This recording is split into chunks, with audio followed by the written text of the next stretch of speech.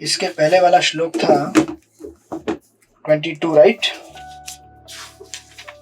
राजा ने कहा, अहो तुम बैल के रूप में हो, तुम धर्म के सत्य को जानते हो और तुम सिद्धांत के अनुसार बोल रहे हो कि अधार्मिक कर्मों के अपराध के लिए वांछित गंतव्य गति वही है जो उस अपराधी की पहचान करने वाले की है। तुम साक्षात धर्म के अतिरिक्त कोई नहीं हो, अन्य कोई नहीं हो। तो ये प्रथम स्कंद अध्याय नंबर 17, कली को दंड तथा पुरस्कार, श्लोक नंबर 22। हम यहाँ पे रुके थे लास्ट टाइम। तो जैसे हम लोग लास्ट टाइम डिस्कस कर रहे थे कि दूसरों के अंदर गलती ढूंढ के निकालना, ये भी एक क्या है, गलती है, राइट। तो सही है कि गलत है? दूसरों के अंदर गलती ढूंढ के निकालना, ये भी क्या है, गलती है। और हमने इस पे डिस्कशन करते हुए लास्ट, अगर मुझे याद है, हम लोग इस पॉइंट पे रुके थे, हाँ, कि जनरली हम लोग क्या करते हैं, इमीडिएट जो कॉज रहेगा उसको देखते हैं, हमारे क्लेश का, हमारे दुखों के लिए इमीडिएट कारण तो रहता ही है जो कि एक माध्यम बन के आता है। लेकिन इसके अलावा इसके लिए अनेक अनेक कारण हो सकते हैं, जैसे हमारे पूर्वजन्म के कर्म या फिर भगवान की इच्छा।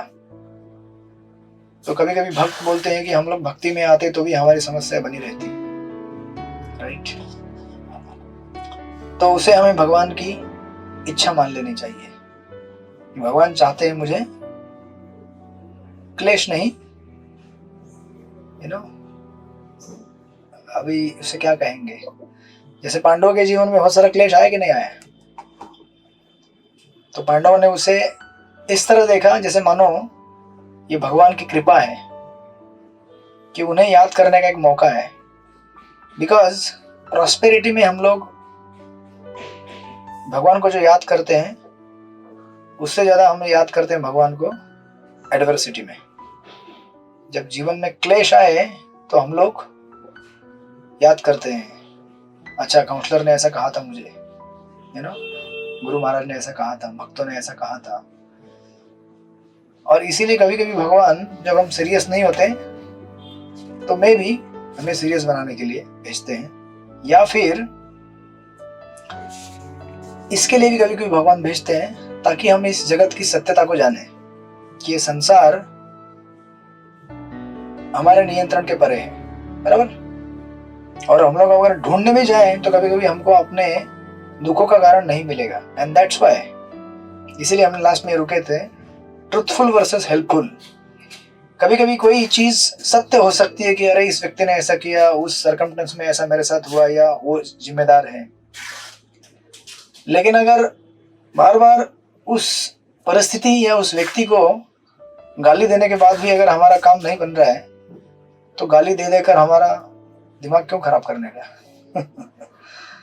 बुद्धिमान व्यक्ति वो होता है जो सार को ढूंढता है। अभी अगर आप वैष्णव कम्युनिटी में आएंगे तो 1000 लोगों की हजारों गलतियां ढूंढ सकते हैं आप एक मिनट के अंदर। इसके अंदर ये गलती है, इसके अंदर ये गलती है, इसने ऐसा किया, उसने वैसा किया, लेकिन जो धर्मज्ञ होते हैं, जिन्हें शास्त्रों का सार समझ में आता है, वो लोग इन सब चीजों को पार करके आगे निकल जाते हैं। कली काले नाम रूपे कृष्ण अवतार, उसी प्रकार कली काले प्रजल्प रूपे कली अवतार। कलियुग में भी कली ने अवतार लिया है, कृष्ण ने भी अवतार लिया है। प्रजल्पा करना है तो उसका अंत नहीं है। कभी कभी ऐसा होता है ना, गाली देते रहते हैं, गाली देते रहते हैं, गाली देते रहते हैं। मुझे लगता है उतने समय में अगर हम जपा कर ले तो बहुत सारी चीजें हमारे रेक्टिफाई हो सकती है, इंस्टेड ऑफ पुटिंग ट्रुथ कि अरे ये सत्य है, इसने ऐसा बोला है या उसने ऐसा बोला है। जस्ट अ मिनट, थोड़ा क्या है, मुझे अचानक खांसी ज्यादा हो गया, मैं जरा पानी पीता हूँ, जस्ट अ मिनट।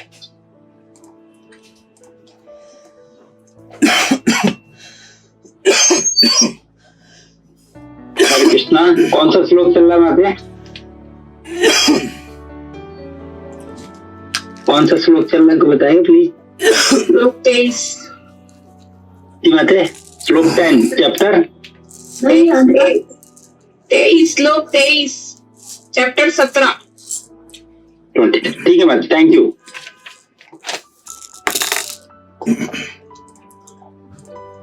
मुझे सुनाई दिया माते। कौन सा श्लोक चल रहा है माते? सॉरी बाबू जी।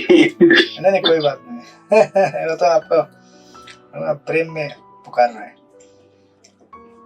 तो इसलिए हमें बुद्धिमान होना चाहिए कि what is truthful, sorry what is helpful. कोई चीज सच भी हो, लेकिन अगर वो सच की चीज अगर आपको बार बार दोहरा के उसका अगर आपको फायदा नहीं हो रहा है, तो उस समय उस चीज को त्याग दीजिए। यू नो, बार बार ये बोले कि इसने ऐसा किया, इसने ऐसा किया, बात सही भी हो सकती हो, लेकिन उस चीज के चक्कर में हमारा जपा खराब हो रहा है, वैष्णव रिलेशनशिप खराब हो रहे हैं। इंपॉर्टेंट है हमें अपने संबंध बनाए रखना अच्छे, राइट। सो दैट्स व्हाई हम इस चीज पे रुके थे लास्ट टाइम, और इसीलिए 23वें श्लोक में बोलते हैं, परीक्षित महाराज पढ़िए, बरसाना केशरी माता जी पढ़िए श्लोक नंबर 23। हरे कृष्णा दंडोती पढ़ाओ। अथवा देव मायायका नूनं गतिर्गोचरा चेतसो वचश्चापि भूतानां इति निश्चय। निष्कर्ष असा आहे की भगवंतांच्या शक्ती अचिंत्य आहेत. केवळ तार्किक चिंतनाने किंवा शब्दांच्या चातुर्याने कोणीही त्यांचा अंदाज वर्तवू शकत नाही. हरे कृष्णा। हरे कृष्णा। जब कभी आपको किसी समस्या के ऊपर उपाय ना मिले, तो ये श्लोक मेमोराइज करके बार बार याद कर लेना, रट लेना। क्या बोल रहे हैं? अथवा देव माया, माया यानी कि यहाँ पे प्रभुपाद लिखते हैं शक्ति है भगवान की। न्यूनम गति गोचरा, न्यूनम यानी कि अत्यंत न्यूनम, अगोचरा और गोचरा। गोचरा मतलब जो हमें सेंसस अपने इंद्रियों से दिखता है या परसीवेबल है, कंसीवेबल है। अगोचरा मतलब जो इनकंसीवेबल है, हमें अपने इंद्रियों से नहीं दिखता है, राइट। तो इसलिए यहाँ पे कह रहे हैं, इस प्रकार निष्कर्ष यह निकलता है कि भगवान की शक्तियां अचिंत्य हैं। कोई न तो मानसिक चिंतन द्वारा, नहीं शब्द चातुरी द्वारा उनका अनुमान लगा सकता है। जिंदगी हमें ऐसे कभी कभी मोड़ पे लेके आती है कि कुछ सिचुएशंस हमारे जीवन में ऐसे ही बने रहते हैं कि आपको ये चीज एक्नॉलेज करनी पड़ती है कि कुछ चीजें मेरे समझ के परे हैं। अच्छा, ये प्रभु जी ऐसे क्यों व्यवहार करते हैं, या ये माता जी ऐसे व्यवहार क्यों करती है ना। जब भी मैं मंदिर में आता हूं तो ये मुंह टेढ़ा करके बैठ जाती है मेरी तरफ, है ना। कभी इसको मेरी तरफ देखते हुए हंसकर नहीं देखा मैंने, कभी नहीं हंसती है मेरे को देखकर। होता है ऐसा कभी आपके साथ? नहीं होता है? हाँ, अनुकंपा शक्ति माता जी होता है क्या ऐसा? नहीं होता है, आपका प्योर डिवोटी है।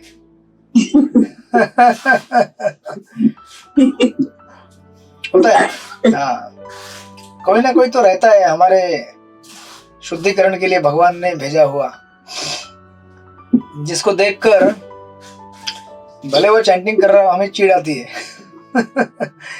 कि ये ऐसा क्यों है यार, ये बदलता क्यों नहीं है, ये ऐसा ही क्यों है, राइट। तो कभी कभी ऐसा होता है कि some situations in our life they are inconceivable, हम उनको नहीं समझ सकते, और हमें जिंदगी में उसके साथ एडजस्ट करके ही चलना पड़ता है। We can understand, right. क्योंकि जिस तरह से भगवान अचिंत्य है, उसी प्रकार जगत में जो है ना बहुत सारी गतिविधियां होती हैं भगवान द्वारा प्रेरित, वो गतिविधियां भी अचिंत्य होती है, हम उनको नहीं समझ सकते, और हमें उनके साथ एडजस्ट करके उसके साथ रहना सीखना ही पड़ता है। जो उसके साथ एडजस्ट करके रहना नहीं सीखता, वो जिंदगी में खत्म हो जाता है। एक्चुअली देखा जाए तो life is like adjustment everywhere, Radhanand Maharaj हम एक लेक्चर में बोलते हैं, शादी के पहले पति पत्नी एकदम ऐसा लगता है कि सुहाना सफर, सुहाना मौसम, कौन सा गाना है वो, हाँ? जिंदगी तो ऐसे गुजरेगी जैसे हवा का हल्का हल्का ठंडी ठंडी हवा आएगी, घूमते रहेंगे, कुल्लू मनाली में घूमेंगे, कश्मीर में घूमेंगे, मदुरई जाएंगे, यहाँ वहाँ जाएंगे। लेकिन कुछ समय बाद आपको पता चलेगा कि life is nothing but only adjustment, adjustment and adjustment. Maharaj 3 बार बोलते हो लेक्चर में। क्योंकि क्या होता है कि हमारी कुछ अपेक्षाएं होती है एक पर्टिकुलर व्यक्ति से, जो हमारे अपने निजी अनुभव के ऊपर आधारित होती है, और दूसरे व्यक्ति की हमसे कुछ अपेक्षाएं रहती हैं उसके निजी अपने अपब्रिंगिंग, उसका कल्चरल बैकग्राउंड, उसके आधार पर डिपेंड रहती है। तो अभी उसके हिसाब से तो हम तो नहीं बनेंगे, वैसे हमारे हिसाब से तो वो होगा नहीं, इसीलिए इसको कहते हैं एडजस्टमेंट। और जो व्यक्ति एडजस्टमेंट करना नहीं सीखते वो बड़ी मुश्किल में फंस जाते हैं। We have to be smart, है ना, हमें स्मार्ट होना पड़ता है। जैसे रघुनाथ दास गोस्वामी ये चैतन्य महाप्रभु के पास आना चाहते थे, लेकिन उनके माता पिता ने उनको चैन से बांध के रख दिया था। सिक्योरिटी गार्ड कंटिन्यूस उनके पास रहते थे 24 घंटा, तो विचार कीजिए कैसे भागेगा वहां से। और पत्नी जो थी अप्सरा के समान सुंदर, भरपूर धन दौलत। तो एक दिन उनकी माँ ने कहा उनके पिता से कि अरे, जिसको एक सुंदर पत्नी नहीं बांध पाई, संसार का वैभव नहीं बांध पाया, उसको अब रस्सियों से बांध के क्या बांध सकेंगे? संसार में हमको किसने बांध के रखा हुआ है? धन दौलत, हमारे रिश्ते नाते हैं जिनके साथ हम आसक्त हैं। मैं ये नहीं कह रहा हूँ कि आसक्त नहीं होना चाहिए, डेफिनेटली हमें अपने घर वाले जो व्यक्ति उनसे प्रेम करना चाहिए, अच्छा संबंध रखना चाहिए, लेकिन उसका मतलब ये नहीं कि हम उनके साथ भौतिक स्तर पर ही बने रहे संबंधित। हमें उनके साथ अपना संबंध आध्यात्मिक स्तर पे जोड़ना है। तो रघुनाथ दास गोस्वामी के ऊपर छोड़ दिया गया, और महाप्रभु बोले देखो, मेरे पास भाग के आने का प्रयास मत करो, ये ऐसा मरकट वैराग्य मत दिखाओ मुझे, आप क्या करो, घर में रहो, माता पिता की सेवा करो और भगवान का भजन करते रहो। निश्चित समय आने पर आपका जरूर मेरे साथ मुलाकात होगा। आप खाली भजन करते रहो, हरे कृष्णा कृष्ण कृष्ण हरे हरे, हरे राम राम राम हरे हरे। फिर आपको तो कथा मालूम है कि रघुनाथ दास गोस्वामी ने बाद में घर गृहस्थी का काम ऐसा संभाला, ऐसे एक्सपर्ट व्यक्ति की तरह, वो उनके कुछ अंकल का डिस्प्यूट था किधर तो किसी के साथ, ऐसे सॉल्व किया कि सब लोग अरे वाह, मेरा बेटा तो अभी घर में ही रहेगा, अब ये हो गया घर गृहस्थी वाला। तो जब समय मैच्योर हुआ तो महाप्रभु ने बुला लिया, तो उस समय कोई अवरोध नहीं हुआ, खुशी खुशी जा सके अपने माता पिता के पास, महाप्रभु के पास। और इतना नहीं, जब महाप्रभु के पास पहुंचे तो उनके माता पिता उनको घर से स्टाइपेंड भी भेजते थे पैसा भेजते थे, अरे बेटा मेरा कहाँ रह रहा है, कहाँ आश्रम में, उसको पैसा भेजो। और रघुनाथ दास गोस्वामी उस पैसे से वैष्णव के लिए फीस्ट लगाते थे। ऐसा दही चिड़ा फेस्टिवल कैसे चलाया उन्होंने, राइट। तो समय जब अनुकूल हो जाएगा, जब कृष्ण अनुकूल हो जाएंगे, सब कुछ सीधे सीधे रास्ते पे चलेगा। इसका मतलब ये नहीं है कि बाकी टाइम में समय या कृष्ण अनुकूल नहीं है, कृष्ण तो हम सदैव अनुकूल रहते हैं, लेकिन कृष्ण चाहते हैं कि हम अलग अलग तरीके से मैच्योर हो लाइफ में, राइट। इस जगत की सत्यता, इस जगत की सच्चाई उसको जाने, ताकि जब हम कृष्ण के पास जाएंगे तो पुनः यहाँ आने का चेष्टा नहीं करेंगे। एक बार जब आपको भौतिक जगत के बारे में सच्चाई मालूम पड़ेगी तो आप कभी वापस आने का प्रयास नहीं करेंगे, राइट। तो इसलिए यहाँ पे जैसे कह रहे हैं कि कुछ चीज अचिंत्य होते हैं, उनको मानसिक चिंतन द्वारा नहीं, शब्द चातुर्य द्वारा हम नहीं अनुमान लगा सकते, उसको हमें स्वीकार करके चलना पड़ता है। दैट्स व्हाई चैतन्य को सुंदर चीज कहते हैं that there is a time to use our intelligence and there is a time to use our intelligence to understand there is no use of our intelligence googly बुद्धि का हम बुद्धि का उपयोग करते हैं चीजों को समझने के लिए, बराबर, लेकिन कभी कभी आप बुद्धि का उपयोग ये समझने के लिए कीजिए कि ये बुद्धि का कुछ उपयोग नहीं है। उस समय चीजों को ढूंढने का और अनुमान लगाने का प्रयास करने से कि ये कैसे, ये ऐसे कैसे हो गया, ऐसे कैसे हो गया। You know, try to use our intelligence to understand that in some circumstances intelligence is of no use. उस समय बुद्धि हमारे कुछ काम की नहीं है, राइट।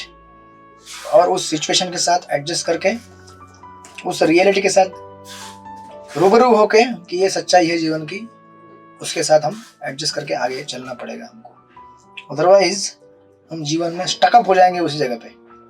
ऐसे बहुत सारी चीजें रोजमर्रा के जीवन में होती रहती है जिनको हमें उत्तर नहीं मिलेंगे। उसका उत्तर एक ही होता है, हरे कृष्णा कृष्ण कृष्ण हरे हरे, हरे राम राम राम हरे हरे। ये अंतिम उत्तर है। नाम संकीर्तनम यस्य सर्व पाप प्रणाशनम प्रणाम दुख शमनम तम नमामि हरि परम, जैसे श्रीमद् भागवत का अंतिम श्लोक बोलेगा आपको। इतना सब कुछ एनालिसिस करने के बाद, भरपूर इन सृष्टि के बारे में बताने के बाद, 5वां स्कंद, 3 स्कंद पूरा भरपूर है विश्व की रचना का डिस्क्रिप्शन देते हुए, इतना कॉम्प्लिकेटेड।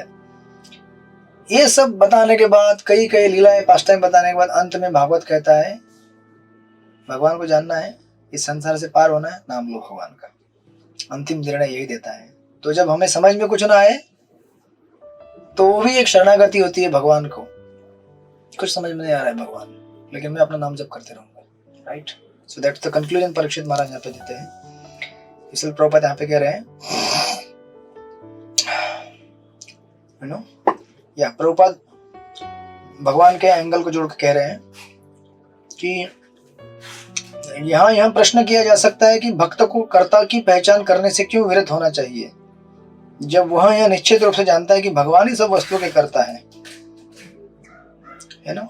अंतिम कर्ता को जानते हुए मनुष्य को चाहिए कि वह वास्तविक संपन्न कर्ता से अनजान नहीं बना रहे। इस संदेह का उत्तर यह है कि भगवान की प्रत्यक्ष रूप से उत्तरदायी नहीं होते, क्योंकि उनके द्वारा नियुक्त माया शक्ति के द्वारा ही संपन्न होता है, जिसमें हमारे कर्म भी सम्मिलित रहते हैं।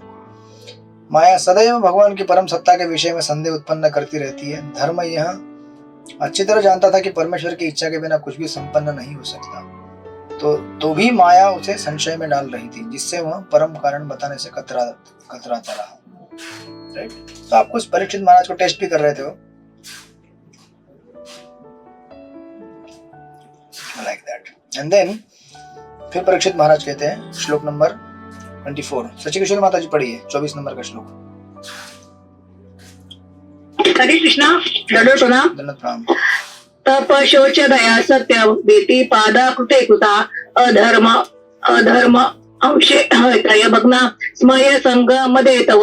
सत्य युग में तुम्हारे चारों पैर तपस्या, पवित्रता, दया तथा सच्चाई के 4 नियमों द्वारा स्थापित थे, किंतु ऐसा प्रतीत होता है कि अहंकार, काम वासना तथा नशे के रूप में सर्वत्र व्याप्त अधर्म के कारण तुम्हारे 3 पांव टूट चुके हैं। यस, तो अभी इतना सब एनालाइज करने के बाद परीक्षित महाराज अभी धर्म को बता रहे हैं कि अच्छा, तुम्हारे 4 पैर थे। कौन से पैर? 4 पैर थे, तपस्या, पवित्रता, दया तथा सच्चाई। तपस्वचम दया सत्यम। इसमें से कलयुग में क्या बचा है? खाली ट्रुथ बचा है, सत्यता, वो भी थोड़ा थोड़ा, है ना, वो भी बेचारा लड़खड़ा रहा है, कभी भी गिर सकता है। तो कलयुग में तपस्या तो है नहीं, प्यूरिटी भी नहीं है, और मर्सी भी नहीं है, यू नो। प्रभुपाद लिखते हैं, भ्रामक शक्ति या भौतिक प्रकृति जीव पर उस अनुपात में अपना प्रभाव दिखाती है जिस अनुपात में जीव माया के भ्रामक आकर्षण का शिकार होता है, राइट। और सुंदर उदाहरण दे रहे हैं यहाँ पे, पतंगे प्रकाश की चमक से आकृष्ट होते हैं और इस तरह वे अग्नि के शिकार हो जाते हैं। इसी प्रकार ठगिनी शक्ति माया सदैव बद्ध जीव को मोहित करके उन्हें मोह की अग्नि में झोंकती रहती है। ये शैम्पू ले लो, इतने बाल सुनहरे लहराएंगे। लहराए कभी आज तक आपके बाल? लगाया होगा ना आपने भी शैम्पू? नहीं लगाया? क्या बात कर रहे हैं, सब लोग चुप क्यों हैं? अब शैम्पू नहीं लगाते? अच्छा, फेयर एंड लवली लगाया होगा?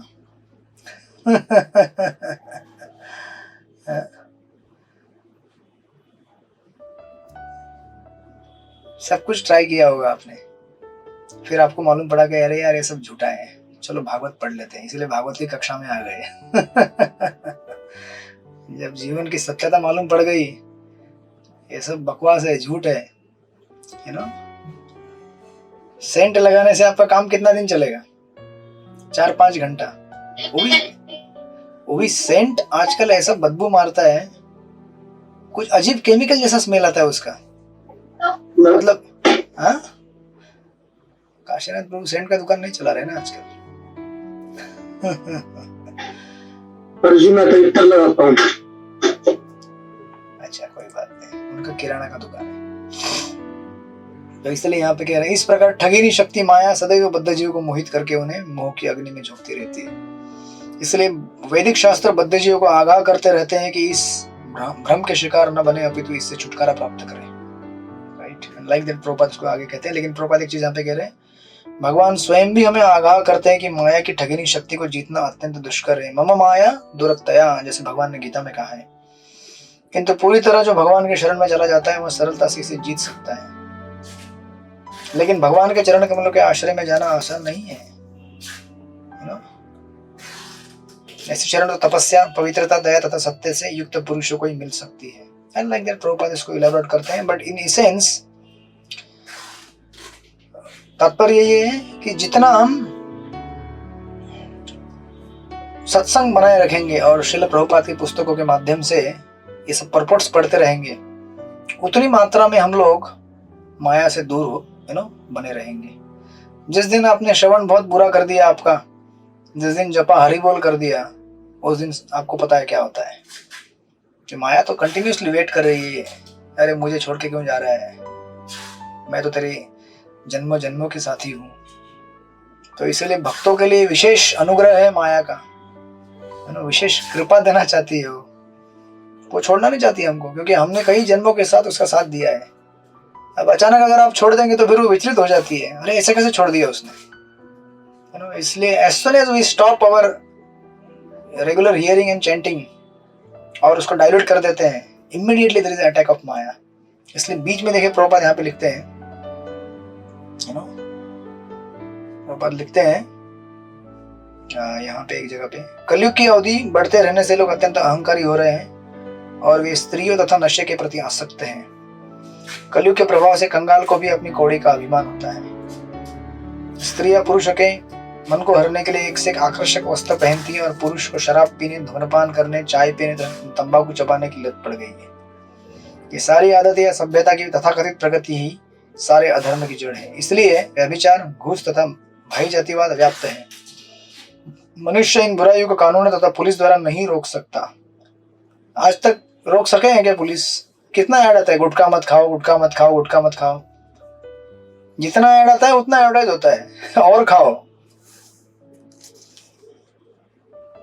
क्योंकि इन चीजों को, जैसे अगर आपके, मैं कल गया परसों गया तो गाड़ी में ट्रैवल कर रहा था, बड़ा हेडेक हो रहा था, तो मेरे बाजू में भक्ता में बोला थोड़ा सर दबा दे थोड़ा, लेकिन पेट में गैस हो गया था। तो सर दबाने से क्या होगा? सर दर्द का, पेट का गैस नहीं निकलेगा तब तक।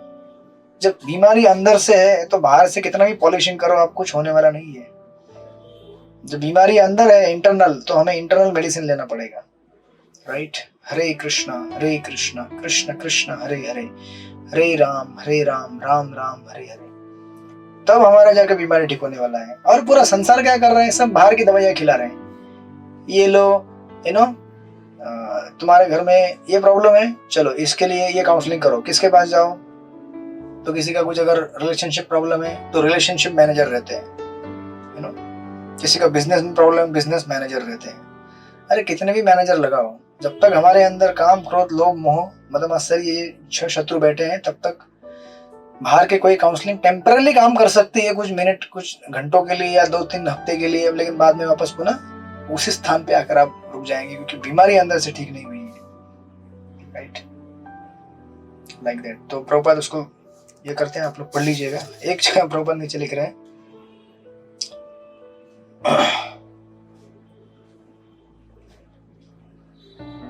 हमें यह निरंतर स्मरण रखना चाहिए कि मिथ्या अहंकार, अपने जीवन मूल्यों के उच्च अनुमान, स्त्रियों के प्रति अत्यधिक आसक्ति या फिर स्त्रियों की पुरुषों के प्रति आसक्ति या उनकी संगति तथा नशे से मानवीय सभ्यता शांति के मार्ग से विफत हो जाएगी, चाहे लोग विश्व शांति के लिए कितना ही हल्ला गुल्ला क्यों न करें। World peace. भागवत के सिद्धांतों का उपदेश सारे मनुष्य को स्वतः संयमी, भीतर बाहर से स्वच्छ, दुखियों के प्रति दयालु तथा दैनिक आचरण में सच्चा बनाएगा। मानव समाज की बुराई है जो आज के समय में स्पष्ट रूप से देखने में आती है, उन्हें ठीक करने का यही उपाय है और कोई उपाय नहीं है। एंड देन धर्म परीक्षित महाराज कहते 25वें श्लोक में अनुकंपा शक्ति माता जी पढ़ी 25th।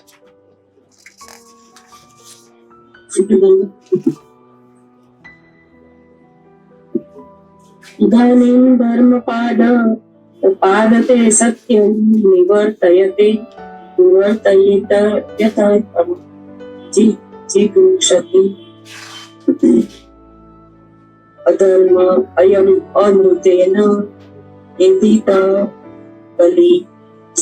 अब तुम केवल एक पांव पर खड़े हो जो तुम्हारा सत्य है, और तुम अब किसी न किसी तरह से जी रहे हो, किंतु छल से फूलने फलने वाला यह कलह रूपी कली उस पांव को भी नष्ट करना चाह रहा है। हरे कृष्ण। हरे कृष्ण। परीक्षित महाराज कहते हैं किंतु अभी तुम एक ही पैर पे खड़े हो, राइट, लेकिन उस एक पैर को भी कली क्या कर रहा है, किंतु छल से फूलने वाला यह कली रूप उस पांव को भी नष्ट करना चाहता है। कलयुग में केवल थोड़ा सा सत्य का मार्ग बचा है, लोग थोड़ा है ट्रूथफुल अभी भी, तो उसको भी क्या कर रहा है, कली डिस्ट्रॉय करने का कोशिश कर रहा है। तो कलयुग ऐसा भयंकर है ना, अभी कलयुग वैसे बाल्यकाल में उसके विचार कीजिए बालक है अभी कलयुग, बालक अवस्था में इतना भयंकर है, तो जब ये प्रौढ़ हो जाएगा तो कितना भयंकर होगा। अभी आप देखिए ना, मैंने उस दिन किसी का वीडियो आया था व्हाट्सएप में, आपने देखा नहीं, पता नहीं कहाँ आया था, हमारे दूसरे किसी ग्रुप में कहाँ तो आया था। छोटे छोटे बच्चे जो मोबाइल इतना कंटिन्यूसली यूज करने की वजह से पागल जैसे हो गए वो लोग, कंटिन्यूस कितना यूज करते हैं लोग। जो वीडियो गेम खेलते हैं ना, आपने देखा होगा कंटिन्यू। एक बार मैं गाड़ी में बैठा था, ट्रेन में, मेरे बाजू में एक लड़का बैठा था, वो ऐसे खेल ऐसे इतना मतलब रेस्टलेस हो जाते हैं वो लोग कंटिन्यूस। तो ऐसे करते रहोगे तो फिर क्या होगा तुम्हारे मस्तिष्क का, क्या होगा हमारे सिस्टम का।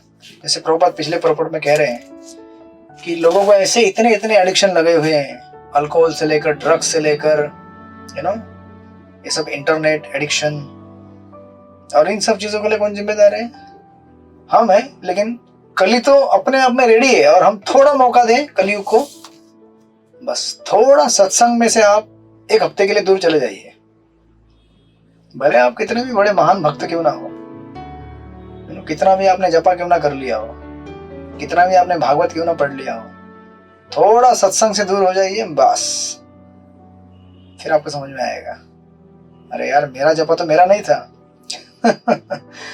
मेरा भागवत पढ़ाई मेरा नहीं था, ये सब पावर तो वैष्णव मुझे दे रहे थे।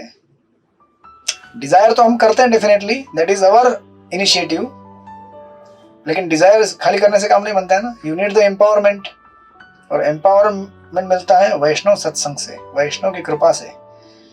जब वो कृपा निकल जाती है तो भले भले लोगों के भी घर के छप्पर उड़ जाते हैं, है ना। इस्कॉन की हिस्ट्री भरी पड़ी है इससे, वैदिक काल की हिस्ट्री भी भरी पड़ी है, तो इसीलिए हमें थोड़ा भी है ना गर्व नहीं होना चाहिए हमारे भजन का, हमारे स्वाध्याय का, हमारी सेवाओं का, क्योंकि हमारा सारा भजन, हमारी सारी सेवा, सब कुछ वैष्णव कृपा के ऊपर निर्भर है। क्योंकि कली तो एकदम रेडी है, जरा मौका मिलेगा तुरंत आपको उखाड़ के फेंकने के लिए। जैसे यहाँ पे परीक्षित महाराज कह रहे हैं कि अभी थोड़ा सा धर्म बचा हुआ है, उसको भी कली क्या कर रहा है, पूरी तरह से नष्ट करना चाहता है, राइट।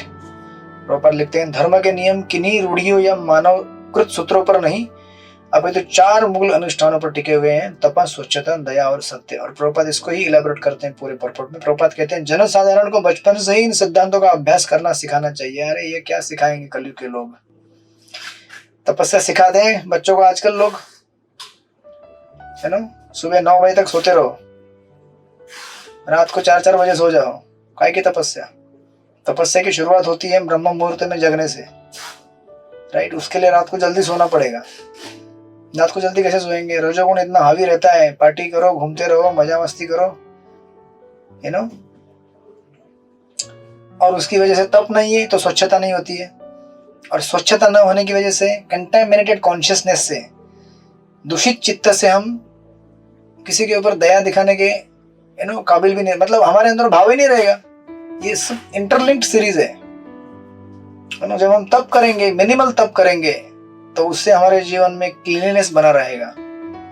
सुबह उठेंगे, जब करेंगे तो हमारा स्वच्छता बनेगा ना, मानसिक।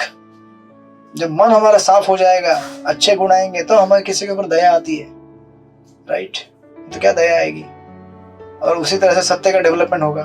बट बिकॉज बिगिनिंग ही हमारा बेकार रहा है, यू नो। और कोई ऐसा कॉलेज, यूनिवर्सिटी नहीं है जहाँ पे एजुकेशन दिया जाता है कि आप सत्यवादी रहो, तपस्वी बनो, स्वच्छता रखो, दया करो। लोग क्या सिखाते हैं? इसके अपोजिट, ज्यादा से ज्यादा कामी बनो, ज्यादा से ज्यादा ग्रीडी बनो, लोभी बनो, और फिर अपने आप को खत्म कर दो। तो our civilization is exactly reverse of Shrimad Bhagavat. Prabhupada कह रहे हैं जनसाधारण को बचपन से इन सिद्धांतों का अभ्यास करना सिखाना चाहिए। तपस्या का अर्थ है स्वेच्छा से ऐसी चीजों को स्वीकार करना जो भले ही शरीर के लिए सुखकारक न हो, किंतु आध्यात्मिक अनुभूति के लिए लाभप्रद हो, जैसे उपवास करना, प्रभुपाद कहते हैं। एंड देन प्रभुपाद कहते हैं आगे, इसी प्रकार मन तथा शरीर दोनों के लिए स्वच्छता आवश्यक है। केवल शरीर की स्वच्छता कुछ हद तक सहायक हो सकती है, लेकिन मन की स्वच्छता आवश्यक है, और यह भगवान के यशोगान से प्राप्त की जाती है। हरे कृष्णा कृष्ण कृष्ण हरे हरे, हरे राम राम राम हरे हरे। कोई भी व्यक्ति मन के मैल को भगवान का गुणगान किए बिना साफ नहीं कर सकता। और इसीलिए हम लोग कई जगह पे जब जाते हैं, कई कार्यक्रमों में, अभी मैं एक जगह गया था, किसी के वहां पे कोई गुजर गया तो कीर्तन करने के लिए बुलाया उन्होंने। जिंदगी में आदमी कभी हम्बल बने या ना बने, लेकिन उस मोमेंट में जरूर हम्बल बन जाता है, लेकिन तब तक देर हो गई होती है। समय रहते अगर भगवान का भजन करेंगे तो हमारा गंतव्य स्थान और हमारा जीवन और हमारे आने वाली फ्यूचर जनरेशन सबका कल्याण हो सकता है। लेकिन हम इस संसार में इतने व्यस्त हो गए हैं तथाकथित आवश्यकताओं के पीछे कि हमें समय नहीं है अपने आत्मा को बचाने के लिए।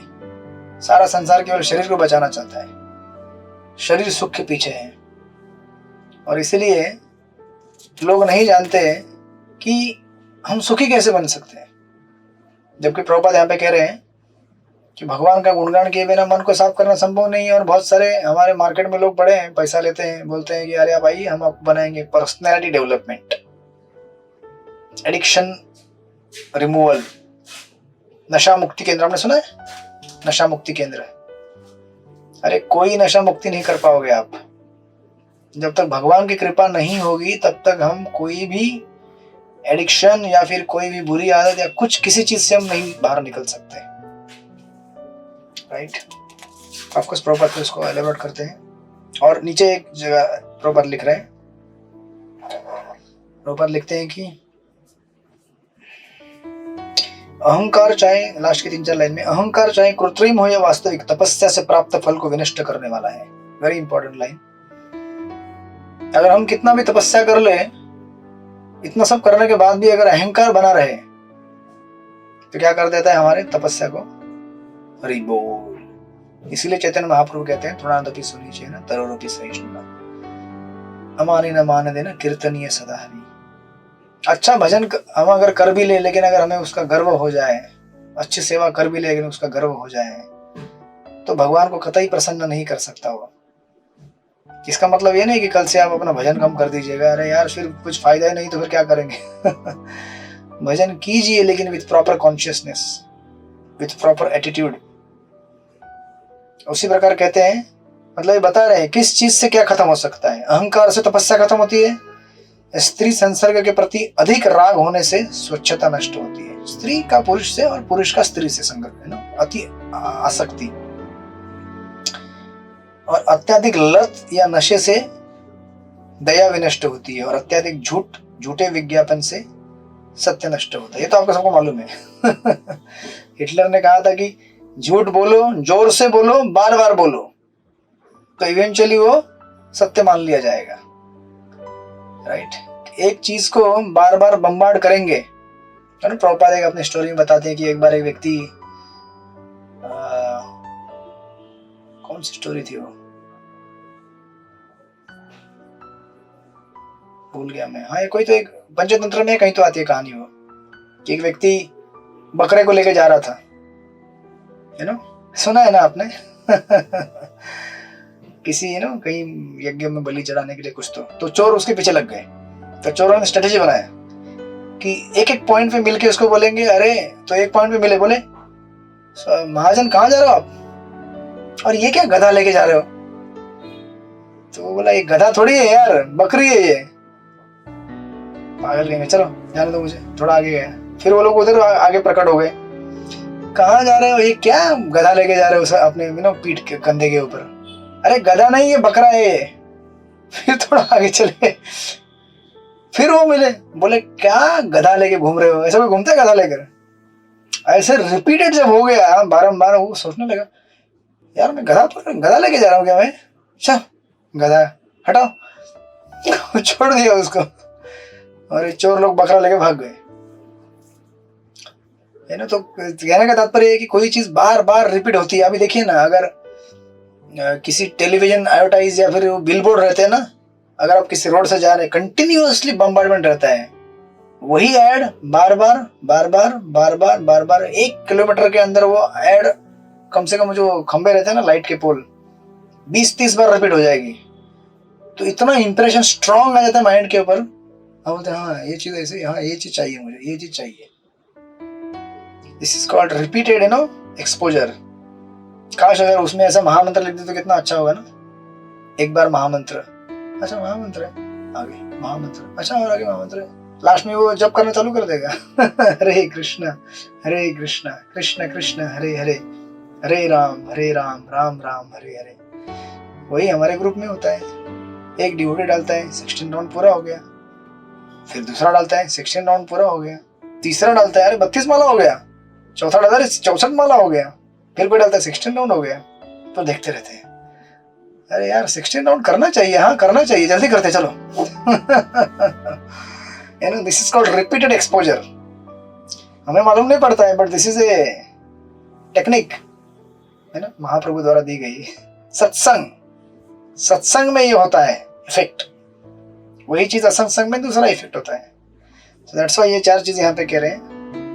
अहंकार से हमारा ये नष्ट होता है, तपस्या, अत्यधिक अपोजिट सेक्स के प्रति आसक्ति से क्लीननेस नष्ट होता है, और इंटॉक्सिकेशन से दया, और झूठे विज्ञापन से सत्य। तो ठीक है, हम लोग यहीं पे रुक जाते हैं आज, फिर हम लोग कल इसको यहाँ से कंटिन्यू करेंगे श्लोक नंबर 26 से। और मोस्टली हम लोग कल इस चैप्टर को पूरा कर देंगे, ज़्यादा नहीं बचे श्लोक, पूरा हो जाएगा ये। 45, ठीक है 45 तक है, प्रयास करेंगे मोस्टली, क्योंकि ज़्यादा नरेशन नहीं है, मतलब स्टोरी लाइन है। हरे कृष्णा। श्रील प्रभुपाद की जय। श्रीमद् भागवत महापुराण की जय। वंचा कल्पतरुभ्यश्च कृपा सिन्धुभ्यो च पतितानां पावनेभ्यो वैष्णवेभ्यो नमो नमः। अनंत कोटि वैष्णव की जय। हरे कृष्ण। हरे कृष्ण। कल बराबर मिलेंगे 7 बजे, ठीक है? आप लोग कल देर मत कीजिएगा। हरे कृष्ण। हरे कृष्ण गुरु जी, जय प्रणाम। हरे कृष्ण। हरे कृष्ण गुरु जी।